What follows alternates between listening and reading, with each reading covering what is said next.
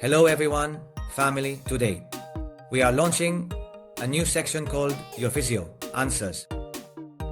What we are going to do is respond to the most interesting comments about the latest videos that are released. In this case, a colleague comments, Javier, I don't have pain in my daily life, only when doing shoulder work, with lateral raises and bench press. It didn't used to hurt before, and I'm sure that my technique is not a problem. Do you think it will disappear? In a few months, if I keep doing the exercises. It's interesting because many of us experience discomfort when working. Shoulder. Why can it be bothersome? First, we need to understand that training is a load. Several things influence the load. How much weight we lift, how many repetitions we do, and what type of exercise we perform. All of this means that the body has to assimilate that excess load and needs a proper rest period. So the first thing is to assess if the training load and the exercises you are doing are suitable for you. And if you are adhering to the rest periods. First, if you are working on shoulders every day at the gym, eventually your shoulder will end up worn out and it won't recover. It never seems like you have mastered it, because if you tell me that you are performing the technique correctly, I don't think that's your problem. Therefore, we need to keep moving forward. What could it be? If it's not overload from training, it could be a muscle imbalance. That is, we might have an incorrect shoulder position. Normally, the shoulder is positioned up and forward. That is the most common pathological position that occurs. If we have the shoulder here and perform lateral raises, the correct contraction of the muscles we want to work on is not happening. And it ends up leading to imbalances that can cause tendinitis in the rotator cuff. Mobility is also very important. Yes, we don't have 180 degrees if we only have about 60 to 80 degrees of movement. It means there is something restricting that movement, and even more so if it comes with pain. A healthy joint is one that moves, is stable, and is strong. These are the three requirements that must be met. If you have correct mobility, if when you perform the movement it is stable and doesn't sway, the scapula doesn't wing, the shoulder doesn't move forward, and you are able to lift a considerable weight, then you have a healthy joint.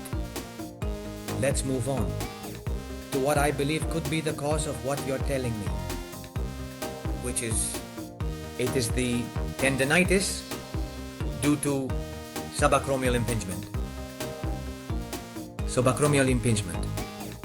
I'm going to show it to you here in a video I've made, which is interesting. Here we see, this is the humerus, this is the clavicle, and this is the shoulder. This is the bossa, but well, the supraspinatus passes through here and some other tissue. What happens when we do a lateral elevation, this space gets compressed. And when this space is compressed, we are damaging the supraspinatus tendon. And we can cause both a bursitis that becomes inflamed. This bursa, this act like a tendinitis, bursitis, and tendinitis. It is really inflammation of the tissue, which is why it could be one of the causes affecting you. That when doing lateral elevations, if you do them over 90 degrees, you are forcing that subacromial impingement. What do I recommend to you? Try to adapt the exercises. Try not to do exercises that involve lifting more than 90 degrees, even staying a little below. Work a lot on external rotation, rowing, pulleys with rotations, rowing at 90 degrees. There are a multitude of very interesting exercises that you can substitute for lateral raises because they cause many problems. The bench press will likely give you more problems. The inclined more bench press, because you have to push upwards. Similarly, we are forcing more than 90 degrees. Shoulders, that's why it can be uncomfortable. Here in this image, I wanted to show you to observe how complex the shoulder is. The shoulder articulates here with the sternum through the clavicle.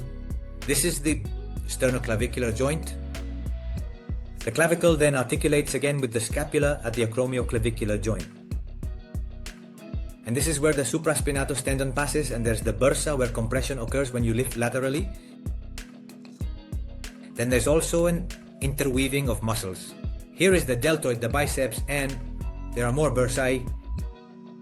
There are ligaments that hold each one. There are tracts, meaning it's quite complex. Pay attention, especially to ensure your shoulder position is correct, that it's not here. It should be here, and the workout shouldn't have too much load with exercises over 90 degrees. And that when you perform the exercise, it doesn't hurt. When it hurts, it means that something is not working well, that we are like a car. When it hurts, it's like the car's warning light turning on, indicating that something is not right. I'm going to leave you a video about exercises for back and neck pain, which is closely related to your shoulder. You need to have the correct dorsal and cervical tone to stabilize the scapula and ensure the shoulder movement is correct.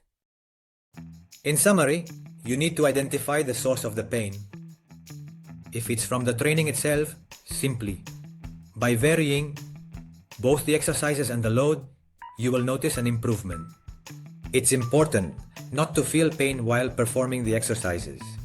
Secondly, if the discomfort persists despite adapting everything, you need to look at the origin, which could be biomechanical, structural, even some previous injury you might have had.